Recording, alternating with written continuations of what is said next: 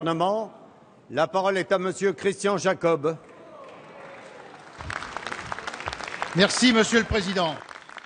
Monsieur le Premier ministre, votre gouvernement et votre majorité sont confrontés à une débandade sans précédent.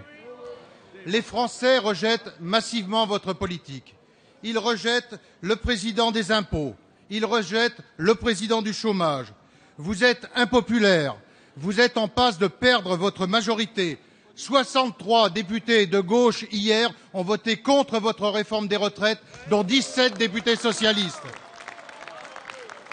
Votre majorité est en perdition, à l'image de plusieurs de vos ministres. Monsieur Peillon, qui cherche un parachute doré au Parlement européen parce qu'il sait que sa réforme sur les rythmes scolaires ne résistera pas aux élections municipales.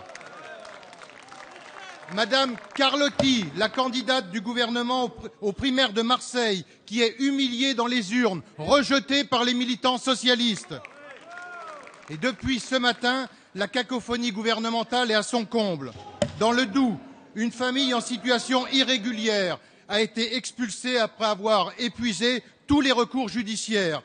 Le préfet, dans cette affaire, n'a fait qu'une chose, appliquer la loi, toute la loi, rien que la loi. Or, j'entends le président de notre Assemblée, plusieurs de vos ministres, invoquer des valeurs de gauche pour contester l'action de ce serviteur de l'État. Notre responsabilité à tous, Monsieur le Président, Mesdames, Messieurs les ministres, c'est celle de ne pas transiger avec le respect absolu de la loi républicaine. La France, ça n'est pas la gauche, la France. La France, c'est la République, Monsieur le Premier ministre. Monsieur le Premier ministre, vous nous devez une explication. Est-ce que pour colmater l'explosion de votre majorité, vous allez sacrifier un préfet de la République qui n'a fait qu'une chose, son travail? La parole est à Monsieur Bruno Le Roux. Mais non. La parole est à Monsieur le Premier ministre.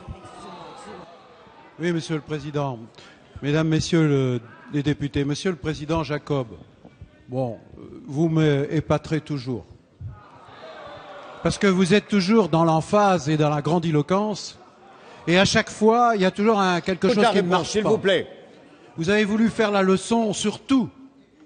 Et notamment, vous avez même évoqué l'organisation de primaires. Et en matière de primaires, Monsieur le Président Jacob, je vous félicite, vous avez été brillant pour l'élection du président du MP. Mais voilà, Monsieur le Président Jacob, c'est pour revenir à des choses Allez, sérieuses. On écoute la réponse.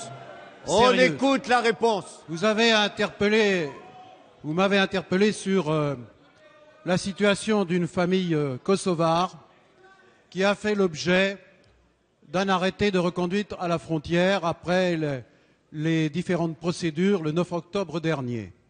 Il se trouve que hier et aujourd'hui, une émotion particulière s'est exprimée concernant une jeune fille, membre de cette famille, qui a été interpellée alors qu'elle était dans un bus scolaire à l'occasion d'une sortie scolaire. Je tiens à vous dire, Monsieur le Président Jacob, que je suis très attaché au principe du droit. Vous avez parlé de la République. La République n'appartient pas à la gauche, elle n'appartient pas non plus à l'UMP, elle appartient aux Françaises et aux Français. Et la base de l'État républicain, c'est le droit. Mais la base de l'État républicain, c'est aussi l'humanité et la fraternité. Et donc, s'agissant du cas de ces jeunes filles, je le dis, une émotion particulière s'est exprimée, je l'ai entendue, je la comprends. C'est la raison pour laquelle, après m'en être entretenu ce matin avec le ministre de l'Intérieur Manuel Valls, qui est aujourd'hui en mission en Guadeloupe à ma demande, et qui va arriver dans quelques heures à Pointe-à-Pitre, qu'une enquête a été diligentée. Une enquête dont nous aurons les résultats dans 48 heures. Et je voudrais rappeler que s'agissant des recours, une fois qu'ils ont été expulsés en application de notre droit et des droits d'asile, s'ils donnent lieu à des arrêtés de conduite à la frontière, ne permettent pas, n'autorisent pas que des enfants scolarisés puissent être interpellés au sein de l'enceinte scolaire, Et l'enceinte scolaire, ce sont aussi les activités qui sont associées à l'école, et notamment les déplacements dans le cadre des activités scolaires, et c'était le cas dans cette situation. Alors, en fonction des résultats de l'enquête et après le rappel du droit et de nos principes et de nos valeurs et concernant le respect des droits de l'enfant, je voudrais vous dire qu'en fonction des résultats de cette enquête, Monsieur le Président de la Jacob, je prendrai toutes les responsabilités qui s'imposeront le moment venu.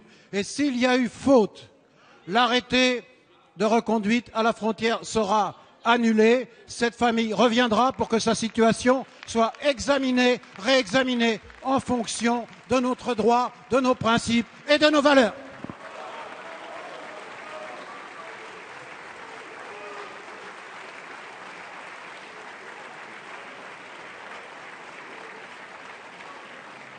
Merci, Monsieur le Premier ministre.